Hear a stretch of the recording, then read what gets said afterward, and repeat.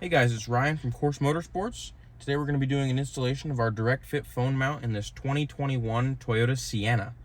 For this install, you're going to need a 10mm socket on an extension like that, and a trim tool is helpful but not required. So the first step is going to be to remove your leather piece here. You can just grab on the top, pull this guy right off, like so, and set that aside.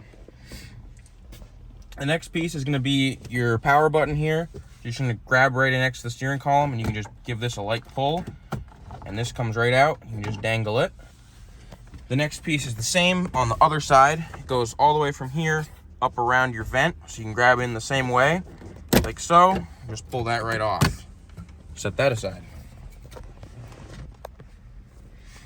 Then the next piece you're going to take off is your gauge cluster surround, which again you can just grab right here, and just a light pull, and then at the top just a light pull, and that will just be like that.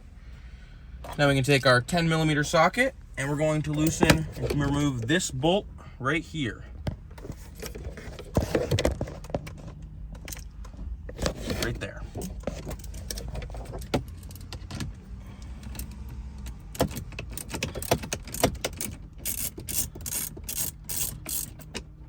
Take that all the way out. We'll set it down for just a second while we grab our bracket. That'll look just like this. There'll be foam on the back side, and then this will slip in through this crack, and you're going to want to align this hole with the hole that that screw just came out of. Slip it in like that. It should look something like that. And then the screw, it's easiest to start it by hand because your holes might not be lined up perfectly.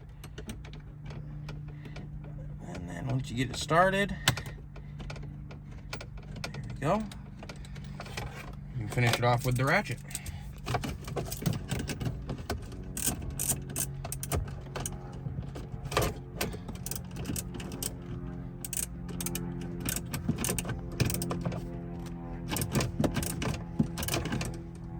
Just like that. And then we'll do the reverse. So gauge cluster will go in next. Just like that. And these might untuck on the side. You can just tuck it right back in behind the plastic.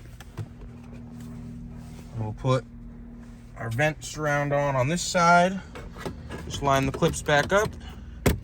Push that back in. Next is the power button.